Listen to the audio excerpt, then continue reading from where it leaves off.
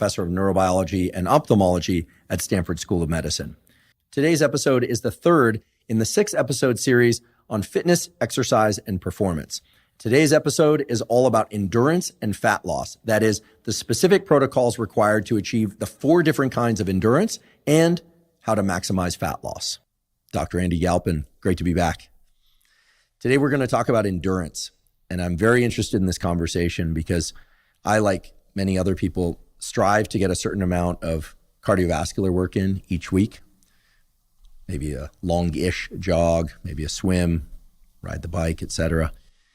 But when I think about the word endurance, the idea that almost immediately comes to mind is about doing something for a long period of time repeatedly.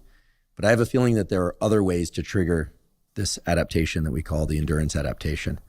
So I'm excited to learn about that. I'm also excited to learn about the fuel systems in the body that allow for endurance and other modes of repeated activity. So in order to kick things off, I'd love for you to frame the conversation by telling us, what is endurance? And are there indeed a large variety of ways to induce what we call this endurance adaptation? Sure. The way I want to start actually here is calling back to some of the things we talked about in our previous conversations, which are really, people exercise for 3 reasons. Number 1, you want to feel better. Number 2, you want to look a certain way. And then number 3, you want to be able to do that for a long time, right? So you need, the way that we say it in sports is look good, feel good, play good. Right, so I want some sort of functionality to be able to perform a certain way, whatever that is for you. You want to be able to look a certain way, that whatever that matters for you, and then you want to be able to do that for a long time. So when it comes to endurance, we have a bunch of misnomers here, which is the same thing with the strength training or resistance exercise side, where we wanted to dispel this myth that I lift weights only because I want to gain muscle or play a sport. And I want to do cardio because I want to either lose fat or for long health's sake. And just like we smashed that myth from the strength training side, I want to smash it from the endurance training side. There are so many other reasons that you want to perform endurance training, regardless of your goal, right? Whether it is longevity, whether it is performance, or whether it is aesthetics. And so I want to cover all those reasons, exactly what to do, protocols, of course, and why those things are working that way. In general, though, the quick answer is really endurance comes down to 2 independent factors. Factor number 1 is fatigue management, and then factor number 2 is fueling. And that's all it really comes down to. So all the different types of training are going to reach a limitation, which are either, again, your ability to deal with some sort of fatigue, and that's generally a fatigue signal. The other one is managing some sort of restriction of energy input. And a lot of the spoiler here is a lot of the times people think it's a fueling issue and really it's a fatigue management issue, or the opposite. And to have a complete health spectrum, regardless of whether you're a high performance athlete like I typically deal with or general public, you need to be able to do both. Manage fatigue as well as understand fuel storage. So that's really what we're going to get into today. Fantastic. I can't wait. Before we dive in, I'm going to ask you what I often ask people who are expert in their respective fields, which is there any non-obvious tool or mechanism or tool and mechanism that can allow people to access better endurance? You know, when I think about training for endurance, again, I think about trying to run longer and longer each week, or swim further and further, and so on. But I do wonder whether or not there are other forms of training that can amplify the endurance adaptation that I or most people perhaps don't think of as endurance. Sure. The way I want to answer this is, if we look back and think about how we've answered that question with power and strength and force production, it is really about how much can you produce maximally once. What you're asking now is, how can I repeat that same quality of performance? If that's the case, endurance really comes down to your ability to maintain proper mechanics. That's going to, like, the biggest way we can increase your endurance exponentially very quickly is mechanical. And this is starting with breathing. And so we need to be breathing properly. We need to have proper posture and positions, and then we need to be moving well. Efficiency is going to trump force always for endurance. The other side of the equation is not that. You can have a little bit of leaks in your mechanics and still squat well or jump high and be fine, because you don't have to suffer those consequences repeatedly. right? That's going to drain you over time. So the quickest way to improve endurance is to improve mechanics. And the mechanical thing I would go after first is your breathing techniques, your pattern, your entire approach, as well as your posture. And then from there, the third one would be your movement technique. Is it possible to describe the best way to breathe when doing endurance training, or is it far more complex than that? And if it is far more complex than that, then certainly we can get into it during today's episode. Yeah, it is both of those. I will give you a quick answer, though. A lot of the times you can kind of hit the cheat code, which is nasal breathing. There's plenty of times when you don't want to nasal breathe or don't need to nasal breathe.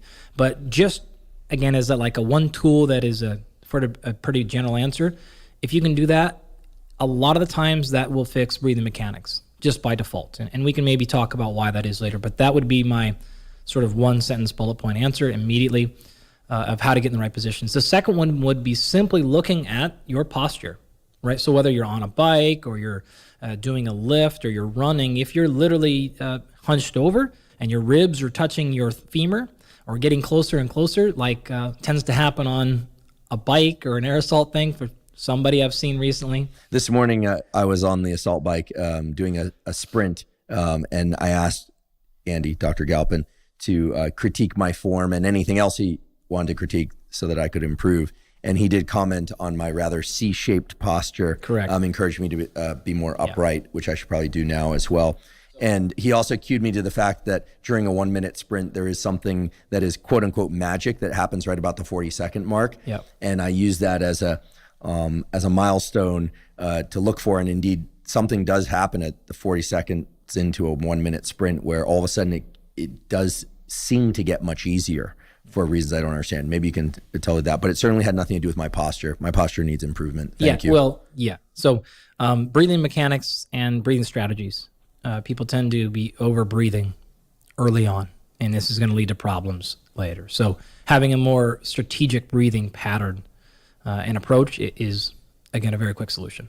I know that we're going to dive very deep into the mechanisms of energy and metabolism and endurance today, but as long as we're having a discussion about these brief sort of tidbits of how to improve endurance, are there any other ways to improve endurance that are of relatively short time investment, even if they require a lot of energy? Sure. The classic paradigm you're going to find here is steady state long duration posed up against what a lot of folks will now call higher intensity interval training specifically. And there's a lot of misconceptions here. The quick answer is you need to be doing both. And there's probably a bunch of stuff in between that you should be practicing. If you honestly want to maximize those three factors we talked about at the beginning, you need to be training across this full spectrum. Just like I told you to train across the full spectrum of your lifting, we want to be doing the same thing here. So are there independent special factors that can happen with the shorter time length, higher intensity stuff? Absolutely. There's also magic that happens on the other end of that spectrum. So it's very important that people don't just choose one side, because what tends to happen is people either go with I'm going to do 30 or 45 minutes of steady state stuff.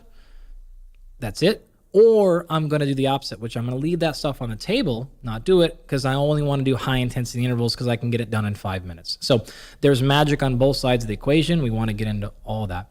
But just to answer your question directly, there's a whole bunch of things you can do in under 1 minute that are convenient to do. And there's a wonderful set of papers out of a couple of laboratories in Canada that champion this idea that's called exercise snacks. So there's a series of studies that have been done here that are really interesting, and they've looked at a couple of things that are noteworthy. One of them is a 20-second bout of all-out work, and this is actually done in workers in an office. And so what they had them do is run upstairs, and I believe it was about 60 steps is what it took them, something along the order of 20 seconds exactly. And they repeated that about once every 4 hours. So really, it's just you go to work, you get put your coffee in your bag down, or whatever, you run up a flight of stairs. 20 seconds later, then you go right back to work at lunch, and then before you go home, you sort of repeat it there.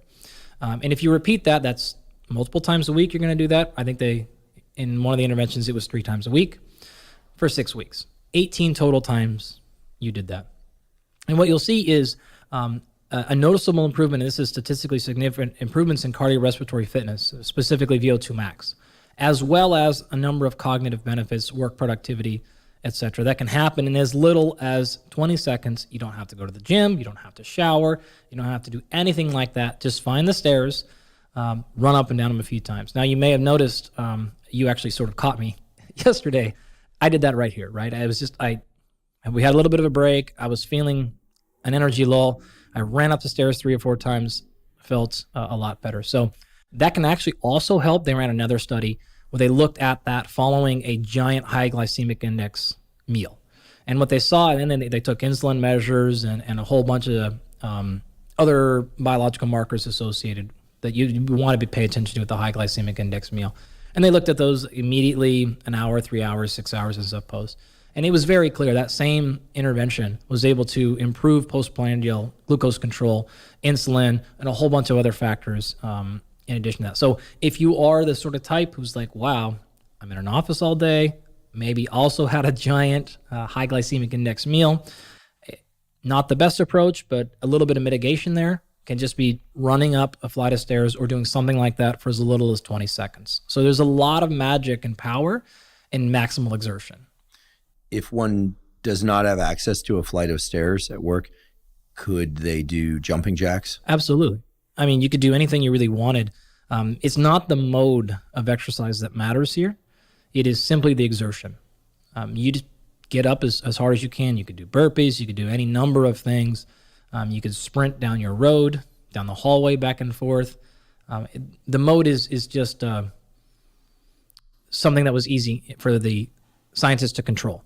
And X number of steps, people could do it. You're not going to fall, hurt yourself, things like that. Just to remind me, it's once every 4 hours, 1 minute of all 20 out. seconds. 20 seconds, excuse me. 20 seconds of essentially all out exertion. Yep. While remaining safe, not going so fast up the stairs or doing jumping jacks so and fast. Certainly not down the stairs. Up the stairs, please. Right. Escalators don't count. Well, I suppose they count if they're, if you're moving, if you're not remaining on the same steps. In fact, in an airport recently, I saw somebody walking against the conveyor while talking on the phone while waiting for their flight to take off. And I thought it's genius, right? It looked a little awkward. Who cares? Yeah, but it was I have looked awkward cool. in every airport I've been in for the last 15 years for those exact reasons, doing wild stuff like that. Yeah, well, nothing's more awkward than not being able to walk to the end of the terminal simply because one isn't familiar with walking that far carrying a couple of suitcases. There you go. Yeah, that's the other fit test. 100%. The suitcase carrier in the airport. No, I love this. So once every 4 hours, 20 seconds. So maybe once when arriving to work, once 4 hours in, and then 4 hours. Most people are probably at work somewhere, 8 plus or minus 2 hours. Now, one thing I actually really want to make clear, because your audience is so incredible, they tend to be really excited about these protocols and they follow them exactly as written. That's not exactly how science works. So it doesn't necessarily have to be every 4 hours. It doesn't have to be 3 times a day. It doesn't have to be 20 seconds. They literally built that protocol because they're trying to replicate a real life scenario. Maybe you're in an office building, you're generally there for 8 hours. Let's see if you did one every sort of, so if you want to do it 4 times a week, great. If you can do it only 10 seconds, amazing. You're probably going to get the same benefits. Those are not the details to pay attention to. The detail to pay attention to is every so often, multiple times a day, try to get your heart rate up really quickly. Doesn't require sweating, doesn't require anything else. There's no warm-up associated with it. Again, you need a minute break in between meetings or whatever, and you can sprint up them. I do this all the time in my house. When you have those days when you're on like 7 straight hours of Zooms, etc., you can get out of 20 seconds. I run to my garage, which is over there. I hop on the air bike, and I will just smash out 30 seconds as fast as I can, and then walk right back in. Love it. Yeah. I'm going to start. Yeah, just also, you can just put one of those things, which I do also, just put one in your office and hop over out of there. The whole entire thing now literally takes 23 seconds. Before we begin, I'd like to emphasize that this podcast is separate from my teaching and research roles at Stanford. It is also separate from Dr. Andy Galpin's teaching and research roles at Cal State Fullerton. It is, however, part of our desire and effort to bring zero cost to consumer information about science and science-related tools to the general public. In keeping with that theme, we'd like to thank the sponsors of today's podcast. Our first sponsor is Momentous. Momentous makes supplements of the absolute highest quality. The Huberman Lab podcast is proud to be partnering with Momentous for several important reasons. First of all, as I mentioned, their supplements are of extremely high quality. Second of all, their supplements are generally in single ingredient formulations. If you're going to develop a supplementation protocol, you're going to want to focus mainly on using single ingredient formulations. With single ingredient formulations, you can devise the most logical and effective and cost-effective supplementation regimen for your goals. In addition, Momentous supplements ship internationally. And this is, of course, important because we realize that many of the Huberman Lab podcast listeners reside outside the United States. If you'd like to try the various supplements mentioned on the Huberman Lab podcast, in particular supplements for hormone health, for sleep optimization, for focus, as well as a number of other things, including exercise recovery, you can go to Live Momentous, spelled O-U-S, so that's livemomentous.com/Huberman. Today's episode is also brought to us by Levels. Levels is a program that lets you see how different foods and activities affect your health by giving you real-time feedback on your blood glucose using a continuous glucose monitor. Many people are aware that their blood sugar, that is their blood glucose level, is critical for everything from fat loss to muscle gain to healthy cognition and indeed aging of the brain and body. Most people do not know, however, how different foods and different activities, including exercise or different temperatured environments, impact their blood glucose levels. And yet blood glucose is exquisitely sensitive to all of those things. I first started using Levels about a year ago as a way to understand how different foods, exercise, and timing of food relative to exercise and quality of sleep at night impact my blood glucose levels. And I've learned a tremendous amount from using Levels. It's taught me when best to eat, what best to eat, when best to exercise, how best to exercise, and how to modulate my entire schedule from work to exercise and even my sleep. So if you're interested in learning more about Levels and trying a continuous glucose monitor yourself, go to levels.link/Huberman. That's levels.link/Huberman. Today's episode is also brought to us by Element. Element is an electrolyte drink that contains the exact ratios of the electrolytes sodium, magnesium, and potassium to optimize cellular functioning for mental and physical performance. Most people realize that hydration is key. We need to ingest enough fluids in order to feel our best and perform our best. But what most people do not realize is that the proper functioning of our cells and nerve cells, neurons in particular, requires that sodium, magnesium, and potassium be present in the correct ratios. Now, of course, people with prehypertension and hypertension need to be careful about their sodium intake. But what a lot of people don't realize is that if you drink caffeine, if you exercise, and in particular, if you're following a very clean diet, that is not a lot of processed foods, which of course is a good thing, chances are you're not getting enough sodium, potassium, and magnesium to optimize mental and physical performance. Element contains a science-backed ratio of 1,000 milligrams, that's 1 gram of sodium, 200 milligrams of potassium, and 60 milligrams of magnesium, and no sugar. If you'd like to try Element, you can go to Drink Element, that's lmnt.com/Huberman, to get a free Element sample pack with your purchase. Again, that's Drink Element, lmnt.com/Huberman, to claim a free sample pack. So tell me about endurance. What is endurance? How do I get more endurance? And how does it work? When we think about endurance, I would like to open up the conversation to include more things than people generally do when they hear the word endurance. So if we just think about what you typically ask your body to do or would like to ask your body to do, and we just walk through them, it's going to be things like this. Number one, I want to have energy throughout the day. That's actually a form of endurance. Great. I don't want to have these lulls and fatigue, and I want to feel fantastic as I move throughout my activities of daily living, whatever those may be. Work, exercise, enjoyment, paying attention, focus, all that stuff. Great. That's one thing. Another thing you want to ask your body to do is, I want to be able to repeat some small effort in a muscle group and feel great about that. This is what we generally call muscular endurance. So this is something like, I want to be able to walk up those 10 flights of steps and my quads aren't burning at the end of it, right? Or it even gives me energy.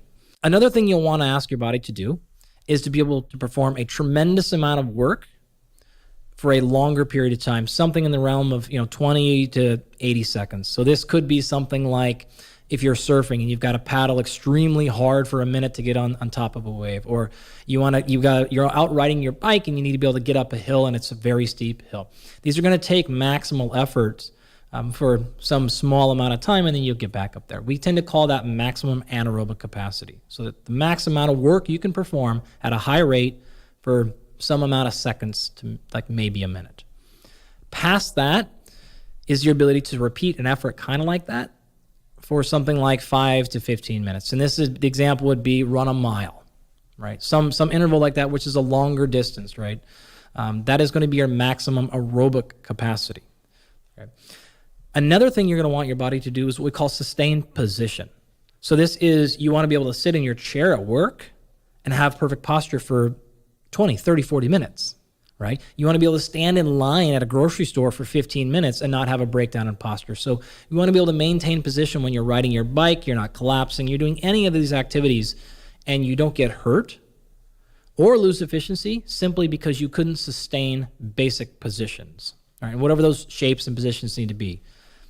Okay. And then the last one is a maximum distance. So you want to be able to go for a longer hike or have just a long day at Disneyland for whatever it needs to be and feel great at the end of it, right? So the goal with all of these things is not can you just do them, but can you do them and then you feel good afterwards. So we're back in a right position where they give you energy, you feel good about it, and it's not just something you had to do and you regretted and you felt awful. So those are the factors I think about when someone says, I want better endurance, is I want to walk backwards and say, okay, when you say endurance, what do you mean? And that's generally the things I've come across is if you can handle all of those things, you're going to feel like you're in fantastic shape. You're going to feel your recovery is going to be excellent and your physical performance in the gym or in any of the sporting activities you do will be enhanced. Given what you told us a little bit earlier, that endurance really reflects fatigue management and energy production, how do each and both of those things relate to endurance at a mechanistic level? Sure. I mean, really what I'm asking is, what is fatigue management and what is energy production? In order to do that, it's important that we understand all of those functional capacities that I just talked about. They all have different points of failure. Okay. So in order to then work backwards and say, well, how do I optimize my performance in all those categories? We need to go through each one and figure out, well, where am I failing? Some of them are going to be failing because of fatigue management, and some of them will be failing because of energy production issues. So if we walk through a little bit of how we make energy and how we handle fatigue, then we're going to have a better understanding of exactly what to do for each one of these categories if you feel like one of them in particular is worse for you or lagging behind, or if in general you just want to improve all of them. All right, now I want to make a little bit of a 90-degree turn here.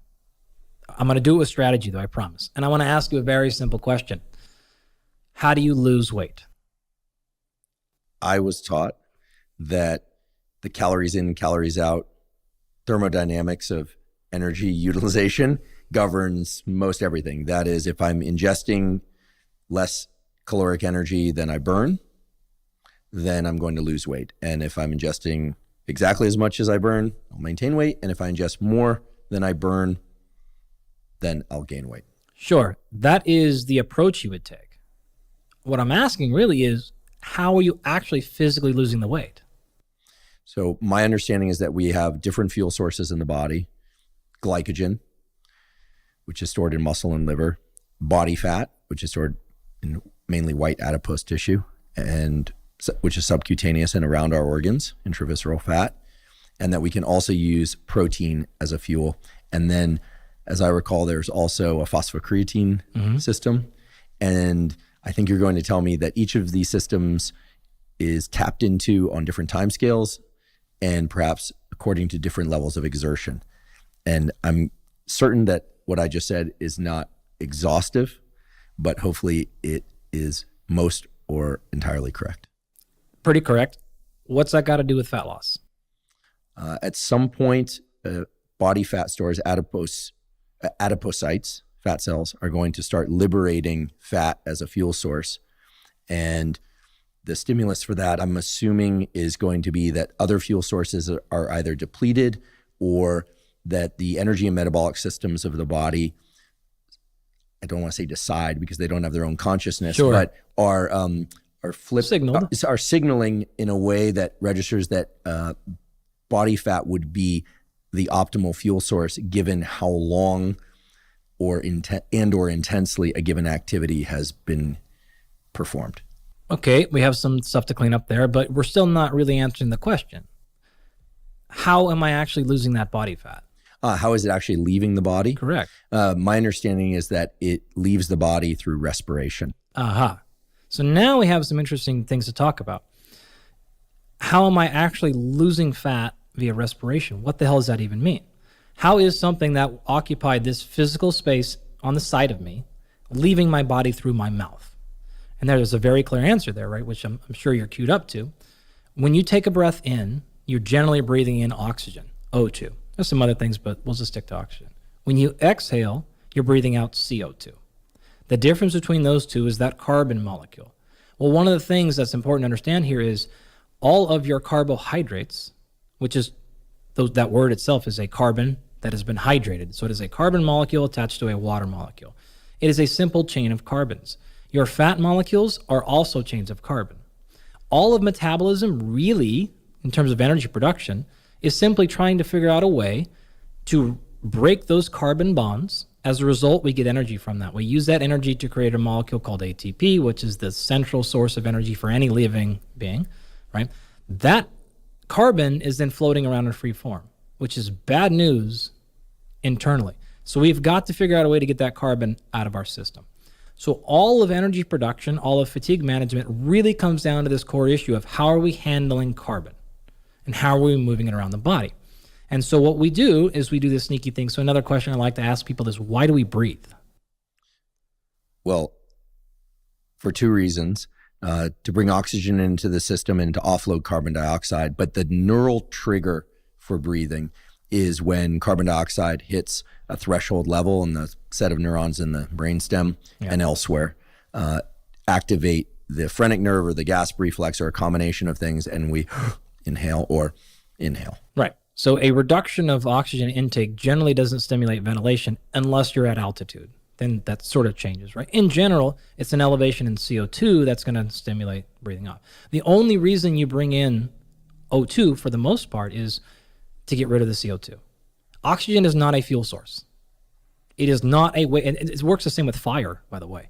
So you know you have to have oxygen present for a fire to go, and if you squelch oxygen, the fire will go out, right? That's sort of half of how those like fire extinguishers work. But we think then that means oxygen is the fuel. It is not the fuel. It is something entirely different. It is a necessary is a product that is necessary for the metabolism process to actually occur. All right, so we're kind of dancing around an idea here, which is this carbon cycle of life. So what happens in plants is they generally will breathe in the opposite and breathe out the opposite of humans. So a plant will breathe in CO2 and exhale O2. All right, this is why we have to have a certain amount of these things in algae and forests and trees and stuff to maintain this O2, CO2 balance in our atmosphere. We do the opposite. And so we have this wonderful circle of life. We breathe in O2, breathe out CO2. They do the opposite. Well, what happens is because carbohydrates are long chains of carbon and fats are as well. Generally, when we think about fats, by the way, it's important to understand that structure a little bit. So if we think about triglycerides, it is a 3-carbon backbone chain of glycerol. So it's 1, 2, 3. And horizontally running off of each one of those are fatty acid chains, right? And so we form this structure that looks like an E, right? Like the letter E, 3 in the back, and then 3 chains coming off of it. Each of those chains are called fatty acids, and each of those fatty acids are a length of carbon, right? Or a number of carbons strung together. However many carbons are there determines which type of fatty acid it is, right? So stearic acid, linoleic acid, like any different number of things. It's also what determines whether or not it is a monounsaturated or polyunsaturated, as if carbon requires a special thing called a double bond. So if there's a double bond across every carbon and carbon, then they're all fully saturated and you're great. If there's any of them that are not double bonded, in fact, an example, if there is one that doesn't have a double bond, that is now called monounsaturated. And if there are many, it is called polyunsaturated. So there's pros and cons to all of these things. Right. In either case, we're still talking long carbon chains. So what a plant will do is bring in carbon. And then it has this wonderful ability to use energy from the sun called photosynthesis. And it can take those carbons that it inhales and use the energy from the sun to form a bond. Now, in our prior discussion when we were going over hypertrophy, we talked about the energy that was required to go through protein synthesis.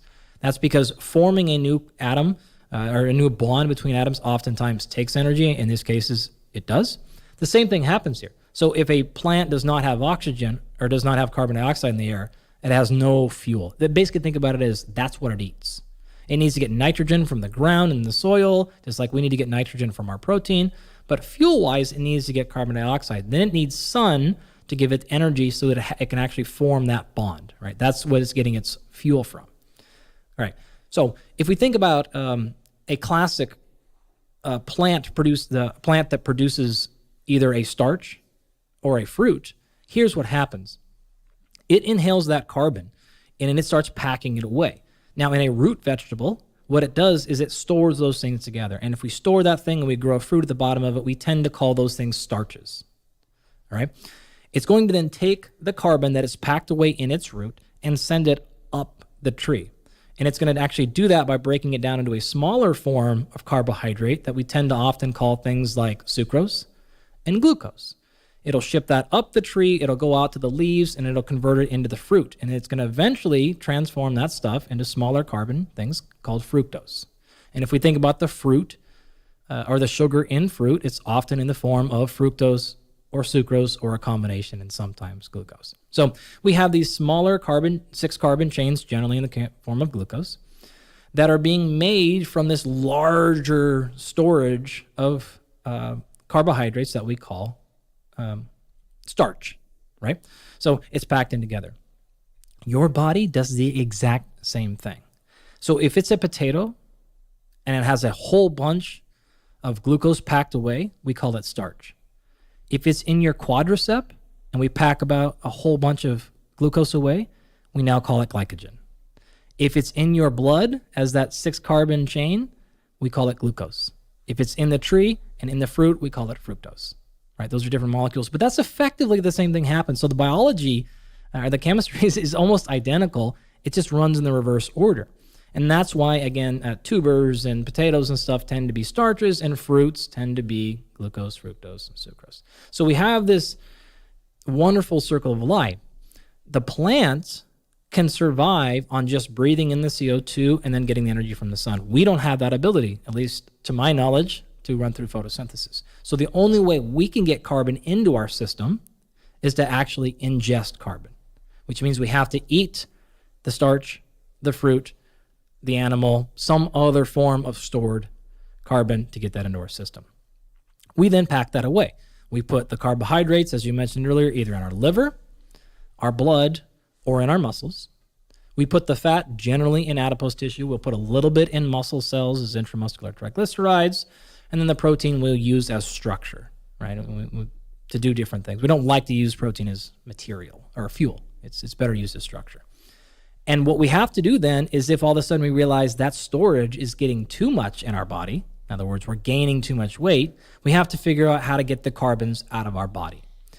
And that is metabolism, right? Anytime we're trying to break a carbon bond so that we can get energy to make ATP, that's going to release the carbon out of our tissue into the blood. We have to bring in oxygen to bind that carbon molecule to make CO2 so we can exhale it and put it back into the atmosphere. It's a beautiful description of the circle of life and energy utilization in the human body.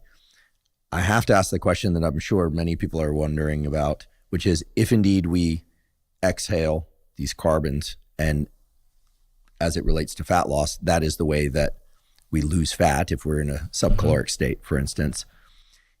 Has it ever been explored as to whether increasing the duration or intensity of exhales can accelerate fat loss? I mean, that's sort of the logical extension of what you described. And here I'm actually interested equally in whether or not the answer is yes, as well as whether it could be no. Because I could imagine if the answer is yes, well, then there's some interesting protocols to emerge from that. But that if it's no, it will reveal to us some important bottlenecks about metabolism and energy utilization. You ever seen those magicians who like show up and they can tell your mom's name or something like that before you, because they can sort of lead you down a path? Yeah, I mean, not to take us down a deep dive tangent, but I once went to the Magic Castle in Los Angeles, and I was one of the people called up front, and an incredible magician named, I think his name was Ozzy Mind or something. I think that's right. Had me write my name on a card in a Sharpie pen. I ripped up the card. I ripped it up. I put it in my pocket. And at the end of the 10 or 15 minute bout of him doing a bunch of other tricks, he asked me to look in my right shoe, and under my foot in my right shoe was that card intact. Yeah. And it was no longer in my pocket. And I swear on my life, I wasn't a collaborator with him. Yeah. And to this day, it still gives me chills because I don't know how, magic. Yeah, right, magic. Well, the reason I say that is I've given that little spiel that I just gave you countless times in my classes. And I would say 99% of the time, as soon as I stop, the very first question is, so can I just like do a bunch of exhales and lose fat? Which is wonderful, because I was really hoping you would do that, and you rolled right into my trap. Right? You landed perfectly. So I look like a magician over here. I feel like I should look in my right shoe right now. No, I asked the question because it's the logical extension of what you laid out, but I know biology to be both diabolical and cryptic, but also exquisite in the way that things are arranged, and you don't get something for nothing. There are no free passes in physiology. That's the saying. No free passes. The answer to your question is yes. 100% yes. In fact, that is the only way to go about it. You have two options. You can ingest less carbon, or you can expel more carbon. People always say calories in, calories out. It's really carbon in and carbon out. That's what a calorie is, right? Calorie is the amount of energy we get per breaking a carbon bond. So it's really less in, more out. Less in is fairly obvious, whether that comes in any form. And by the way, this is exactly why the percentage of your intake coming from fats or carbohydrate, it doesn't really matter that much. If you look at fat loss, clinical trials, you guys may have covered this when Lane was in here. I'm sure like this is something he talks about a lot. It doesn't matter. It's irrelevant because it's not about that. There's nothing magic in those things. They are different and they have different physiological responses. Everything is different, right? No doubt. But in general, it's just simply about carbon intake. Turns out fat has a lot more carbons per mole than carbohydrates do. So there's more calories per mole in there. So if the physical amount of fat needs to come in as a smaller amount, physical amount of carbohydrates will come in as a larger amount, but you can play any number of very high carb, low fat. What matters? Total calories, right? Again, it's not like the only thing that matters, but you know what I'm saying? Sure. Some percentages in the way can go. Fat loss works fantastic. High fat, low carbohydrate. Why do all these things work? Because it's not about that. It's about total intake of carbon, total expel. So absolutely, can you lose fat by simply exhaling more? In fact, that is exactly what you did this morning. When I hopped on the Airdyne bike for when you did anything, right? The question is, can you think of a scenario in which you could have a bunch of increased rates of exhalation that helps in fat loss? Sure. I can think of a lot of things that will stimulate increased rates of exhalation. One thing could be simply going, right? And so the question is like, can I literally do some breath protocols where I force exhale and lose fat? And the answer is yes. But what happens? What happens if you do hyperventilation training? Well, my lab studies cyclic hyperventilation as one of our many deliberate protocols. And one of the most prominent things that one observes is that levels of adrenaline increase very quickly. Extremely quickly. People feel jittery, anxious, stressed, and unless they are consciously trying to anchor their thinking about what that means and the benefits that to persisting, typically they abort the cyclic hyperventilation protocol really quickly. Within seconds, right? You will feel tingling, sweating, all kinds of things. You're hyperventilating, right? And we could talk ad nauseum about how that changes everything from adrenaline to focus to a whole bunch of things. So unfortunately, a strategy of sitting around, just exhaling more than you inhale, technically helps you lose more fat, but it's not going to last very long. So then the question is, well, how do I get into a situation or a scenario in which I can increase my rate of expiration where I'm not going to pass out and I'm not going and altering hypocapnia and hypercapnia issues? Any idea of a situation in which you would have an enhanced rate of expiration without worrying about passing out? Sure. Steady state exercise. Or not steady state exercise, lifting weights, intervals, moderate training, repeated, any of these things. They all work equally for fat loss because all they're doing is increasing respiration rate. They're saying increased demand for energy, increased exhalation. That's the trick here. And when you equate these things to that, they have equal success in fat loss. It doesn't matter, theoretically, where you're getting it from. And so when we get into this idea of, well, what are the best training strategies for fat loss? It doesn't matter which one of these tactics you pick, as long as you maintain a consistent adherence over time. Because of this exact fact. It doesn't matter if you're burning quote unquote fat in the exercise session. or if you're burning carbohydrates in the exercise session. It is totally irrelevant to your net fat loss over time. Okay, now there's some significant misconceptions there about what I just talked, and I would love to come back and walk through that in more detail, but that's the main take-home message here. It won't matter what's coming in and it won't matter what's coming out, because in either case, it is the same rate of oxygen in and CO2 out. That's the key metric.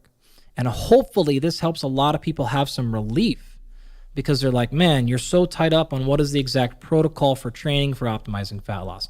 What's the exact nutritional intervention I need for fat loss? And then you wonder why all these different diets can work effectively, and wonder why all these different training protocols. And surely you know somebody who lost a bunch of weight and the only thing they did is they just started running. There was no advanced protocol. They just started running and they ran 5 miles every day. That works. And then tons of people who tried that and didn't lose anything. And lots of people who went to, I went to cardio kickboxing class, lost weight. Oh, I just started doing intervals on my, why? Mysteriously, do all these things work? Some spidey sense has to be going off in your brain where there has to be something linking these things. And what's linking it is simply carbon exchange. So put yourself in a position in which you are exhaling more than you are inhaling without passing out. The other problem is if you were to simply do a breathing protocol, while the rate of exhalation would go up, after that you would correct and go in the opposite direction. So that's the problem, is your net carbon output over the course of the day is not going to change unless you increase the demand for energy.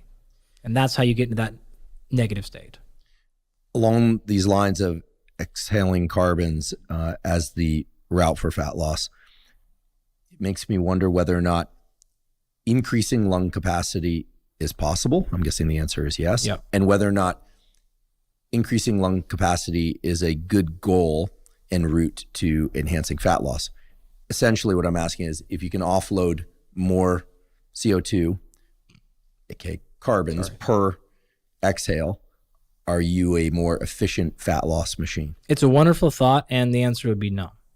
Not something you need to worry about, because if you were to exhale more carbon than actually needed, now we're in a state of inefficiency.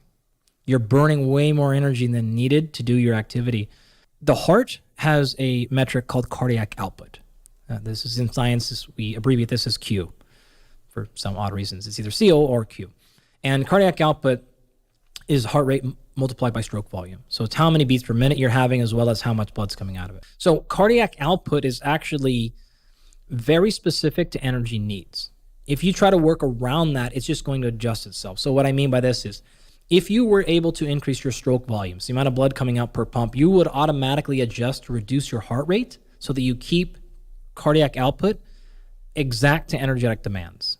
So you're sort of pushing one end of the spectrum, but your body will pull the other one back to keep you at that exact same neutral level. So if you think about cardiovascular adaptations to endurance training, and any type of endurance training, a common thing people will understand is resting heart rate. And so what that number is just how many beats per minute you're having when you're sitting here doing nothing. A very positive adaptation is a lowering of that resting rate over time. As general numbers, what you will hear is people will say things like a normal resting heart rate is between 60 to 80 beats per minute. And, if any of the things I've talked about with the individuals I work with, I don't work with anybody with disease. Just to clarify that. I don't do anything with disease management, treatment, anything. It's always about people who are in a good spot, who want to optimize or get to the next level, whether this is professional athletes trying to peak for physical performance, or the folks in our rapid health optimization program that feel good. Again, it's not disease stuff, and they want to feel incredible. One of the metrics we're going to pay attention to is this resting heart rate. So here's what happens. As you improve your endurance, your resting heart rate will go down. If I see somebody over 70 beats per minute, unless something's going on, you're not physically fit. Regardless of whether or not that is quote unquote within the normative values, I want to see everybody sub 60 beats per minute or close, right? That is not a difficult thing to really get to for most people. So if you train a lot, regardless of how you train, intervals, steady state, doesn't matter, that resting heart rate will come down. But since energy demands at rest haven't really changed, cardiac output stays the same.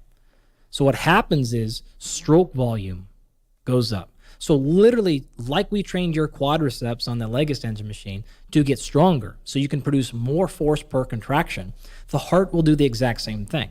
And so as you're able to get more of the blood out of your heart per pump, the heart realizes, I don't need to pump as often. So that's the compensatory adaptation, which is saying, hey, look, I don't need to beat 60 times a minute. I now need to beat 55 times a minute because I'm getting the same amount of blood out per pump. Chill.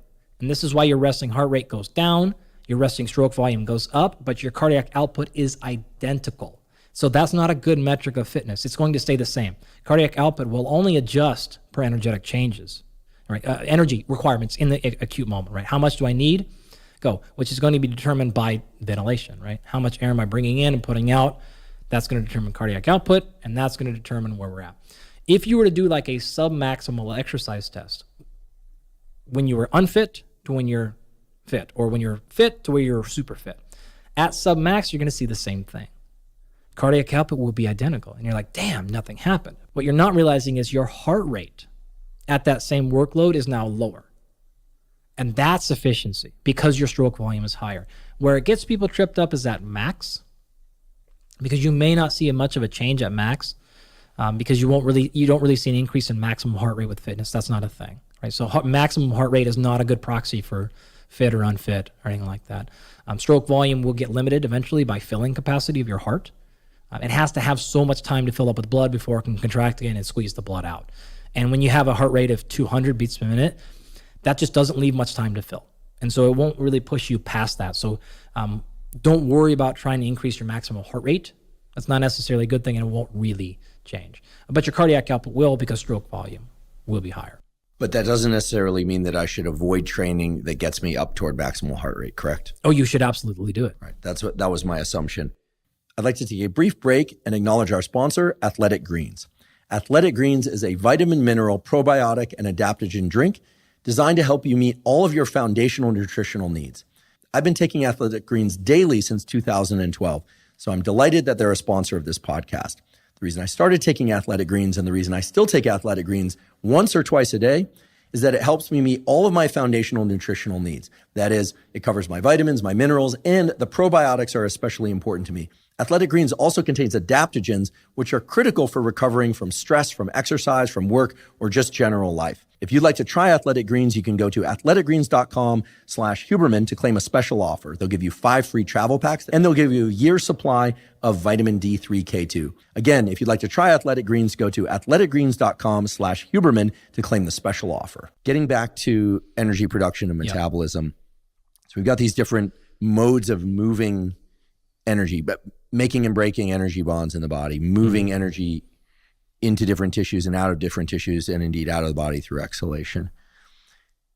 How do each of these different modes of energy utilization relate to different modes of movement and exercise? Yep. In my mind, I'm starting to draw a bridge between, okay, when I walk for 60 minutes, if I'm talking, I'm breathing a bit more. Maybe I'm burning a little more fat. After all, speech is a modified exhale. And amazing. If I'm sprinting, breathing differently. And if I'm, doing a 30-minute moderate, quote unquote, moderate jog, I'm breathing differently. So you've beautifully illustrated this bridge between energy production and utilization and carbon dioxide offload through exhalation.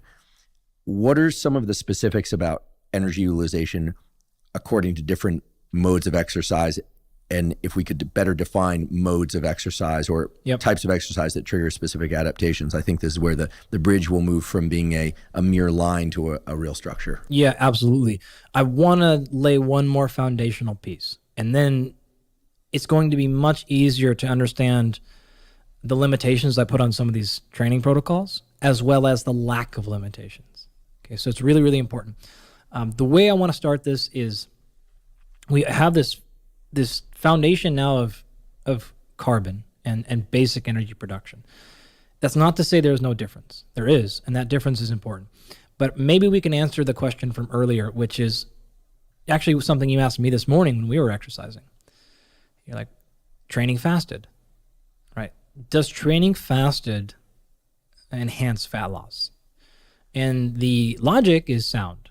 if I don't have any fuel, then I should be burning more fat. Therefore, I should be losing more fat. It's sound. It's not true. It is this great idea. It's one of these classic things in science and exercise physiology where you're like, sounds good. Turns out it's not. It's actually a pretty gross misunderstanding of metabolism. So it's not to pick on that topic. I don't really care about that topic, but it's a common question. It also gives me an opportunity to just tell you more about metabolism. So here's what happens. You are breathing in O2 and breathing out CO2. However, the ratio to that is what we call the either RER, respiratory exchange ratio, or RQ, respiratory quotient. And I'm not going to differentiate those two. They're not the same thing, but we're going to skip past that for now. As you begin to increase exercise intensity, the percentage of O2 to CO2 rises in the favor of CO2. So you start breathing out way more CO2 than you are breathing in O2, right? And so if we were to look at that number, what's the relationship? It goes up. So at rest, most people have a value that we would typically call something like 0.6, okay? And that's, again, the relationship between O2 and CO2. Maybe 0.7. If you were to go for a walk, that increases slightly because you're now expiring CO2 at a higher rate. And so now you've moved up to, say, 0.8 or something like that. One of the ways that we mark somebody of achieving an actual VO2 max on a test is if that value exceeds 1.1. Now, any of you who are paying attention are thinking, well, wait a minute, how the hell can a ratio between two things ever get past 1? Well, that's because you're getting into a place where you're actually offloading more CO2 than is actually necessary. And this is what actually causes and explains a thing that people like to call EPOC, which is excess exercise post-oxygen consumption. This is another way to think about it. The only reason you're breathing is to bring in oxygen and offload CO2, right? If I'm no longer exercising, why am I still breathing? In other words, once you stop the demand or the need for energy, you should stop ventilating. But you don't, right? And that's because in the case of low intensity exercise, the second you stop, you're right back down to resting ventilation. No problem, because you were able to match the need for energy with the offload of waste 1-to-1 during that exercise. When you start creeping up the intensity, you can't do that. So you have to basically start stealing a little bit of fuel here. So even though you're done exercising, you're still ventilating because you have to pay that back. And pay that back, by that I specifically mean you have to bring in oxygen because you have a whole bunch of waste that's been accumulating in your tissue that you've got to deal with. And I'll walk you through what that waste is. It's a particular molecule that a lot of people have heard of but grossly misunderstand. So you got to be able to handle that. So the reason that you sit there and go and continue to ventilate is because you're now trying to pay back that excess post-exercise oxygen debt. That's that oxygen debt we're specifically talking about. All right, so that being said, as we start cruising up, that RQ starts going up, and if we get to 1, you're 1.0, you're in you're hurting. You're in a pretty good spot. All right. I like that. You're hurting. You're in a pretty good spot. Yeah. As a window into Dr. Andy Galpin's mind. Now you really want to be a subject in his laboratory studies. Sure. Masochists swarm to Andy's lab. Yeah, absolutely. All right. So the idea that I will lose more fat by being in an exercise situation that is burning more fat, it seems to make sense, but it's a massive failure to understand the metabolism. It's the exact same explanation to why exercising fasted doesn't matter. So the exercising fasted issue under normal circumstances is irrelevant because you have plenty of fuel in the system even when you haven't eaten breakfast that morning. Now, if you're talking like extended fasting over multiple days, this is a different scenario. If muscle glycogen, liver glycogen, and blood glucose are at sufficient levels, then you absolutely have enough energy to perform almost any type of exercise that most people are doing. Maybe if you're Rob and you're at mile 20 today, it's a different story, but the vast majority of us have plenty of fuel sitting around, so we're not going to burn more into fat just because we didn't eat breakfast that morning. So that just doesn't make energetic sense. We have a lot of backup supplies, and you're never out. The trick here is this, there's a concept here we call crossover concept. So as we are starting to move up exercise intensity, we start burning a higher percentage of our fuel from carbohydrates and a lower percentage of our fuel coming from fat. I'm sleeping. That's the highest percentage of your fuel that will be coming from fat of any activity you could ever do. So if the theory that I'm going to stay at a lower intensity to burn more fat was true, the optimal fat burning strategy would then be to sleep. Like, that doesn't make sense. Of course it doesn't. So why would then going at a slightly elevated rate somehow all of a sudden magically make you lose fat? It doesn't actually make sense. When you think about it that way, you're like,